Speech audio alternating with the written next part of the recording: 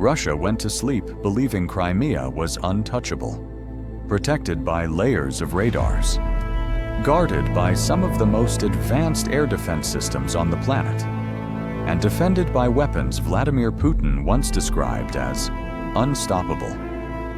But before sunrise, that illusion was gone. In a single night, Ukraine rewrote the rules of the war, and Russia didn't see it coming. It's another day in this war, but not just another strike. What happened overnight in Crimea wasn't symbolic, it wasn't random, and it certainly wasn't cheap. Ukraine launched a coordinated deep penetration airstrike that inflicted hundreds of millions of dollars in damage on some of Russia's most critical military assets. The target?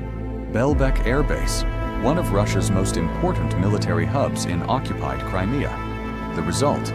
Destroyed fighter jets, blinded radar systems, crippled air defenses, and perhaps most importantly, a devastating message to Moscow. Crimea is no longer safe. To understand why this strike matters, we need to understand Belbek. Belbek isn't just another airfield. It's Russia's main military airbase in Crimea.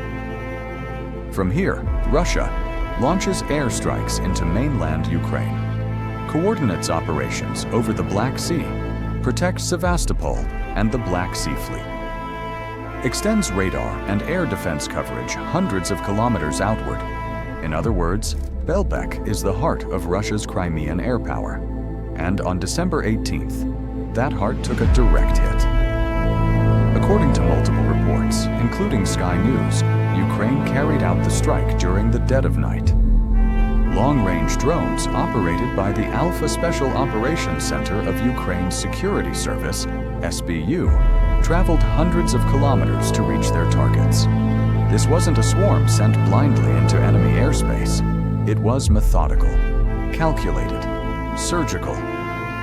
Ukraine didn't just attack Belbek. It dismantled it, piece by piece. The first targets weren't jets, they were radars. Specifically, 2 Nebo SVU radar systems. These systems are often described as the eyes of Russia's air defense in Crimea. Each one, costs between $60 and $100 million, can detect targets up to 350 kilometers away, can track up to 100 aerial objects simultaneously, is designed to resist jamming and electronic warfare on paper. These radars should have seen Ukraine's drones coming from far away, but they didn't. Both were destroyed. And with them, Russia lost its early warning capability over much of Crimea, because without radar, fighter jets are blind, air defense systems are guessing, missiles are fired without precision, and Ukraine knew exactly what it was doing. Once the Nebo SVUs were gone, the door was open. Next came a devastating blow to one of Russia's most famous systems, the 92 N6E gravestone radar, a key component of the S-400 air defense system. This radar provides 360-degree coverage, tracks up to 100 targets at once, detects aircraft, drones, and ballistic missiles, is essential for guiding S-400 missiles accurately. Ukraine destroyed it. And with that single strike, an entire S-400 battery may have become effectively useless. Experts estimate that losing the operational capability of one S-400 battery can represent up to $500 million in lost value. Not destroyed, but paralyzed. Expensive hardware, doing nothing. Then came the Pantsir S-2. This is Russia's short-range air defense system, designed as the last line of defense. It combines radar surface-to-air missiles, dual 30mm cannons firing thousands of rounds per minute. Its job is simple. If anything gets through, destroy it. Ukraine destroyed that too, which likely meant that nothing at Belbek could see, track, or stop the remaining drones. With the defenses blinded and silenced, Ukraine delivered the final blow. A MiG-31 fighter jet. one of Russia's most powerful interceptors. Each MiG-31 is worth up to $50 million, not including weapons. According to the SBU, the jet was fully loaded, likely preparing for a strike against Ukraine. A massive explosion followed, and just like that, it was gone. Some analysts raised questions. Footage didn't clearly show weapons under the wings. Others suggested it could have been a decoy. But multiple reports confirmed that real MiG-31s have been stationed at Belbek in recent weeks. If confirmed, this would be the second MiG-31 lost at Belbek, only the second confirmed combat loss of this aircraft type, out of an estimated fleet of around 130 jets. Rare, expensive, painful. Let's add it up conservatively. MiG-31 fighter jet, approximately $50 million. 2 Nebo SVU radars, approximately $120 to $200 million. Panzer S2 system, approximately $12 million. 92 N6E radar, approximately $30 million. Total, roughly $200 million in direct losses, and potentially hundreds of millions more in disabled systems, all in one night. Because this wasn't just about destruction, it was about exposure.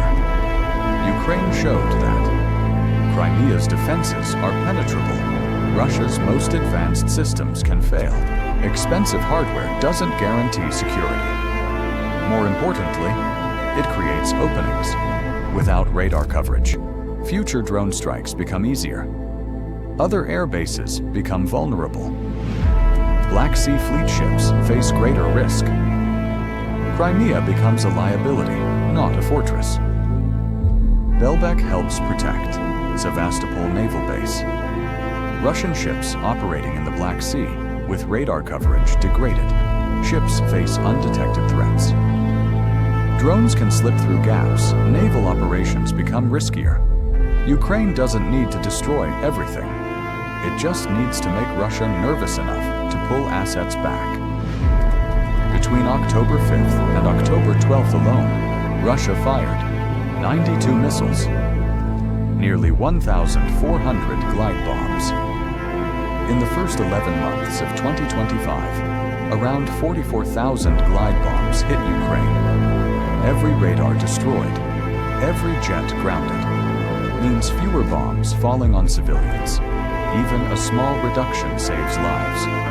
Ukraine hasn't revealed all the details, but the sequence tells us a lot. Strike at night, destroy long-range radars first. Blind the S-400, eliminate short-range defenses, hit high-value targets. This wasn't improvisation.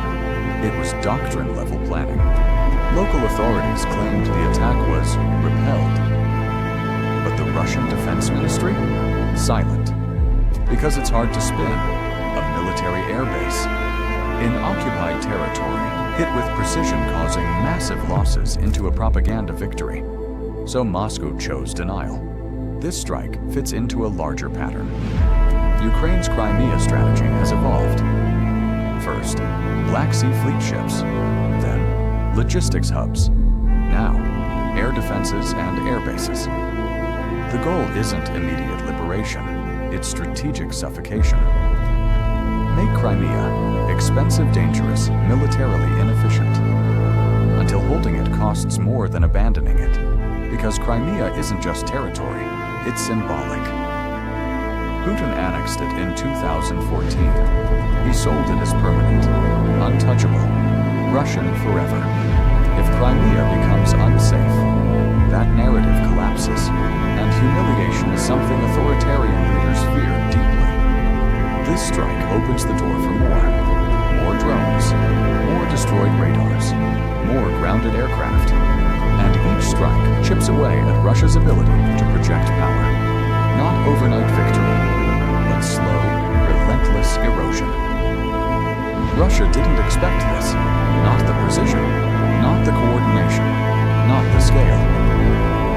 In one night, Ukraine blinded defenses, destroyed high-value assets, changed the balance in Crimea, sent a clear message. This war is no longer about who has the biggest weapons.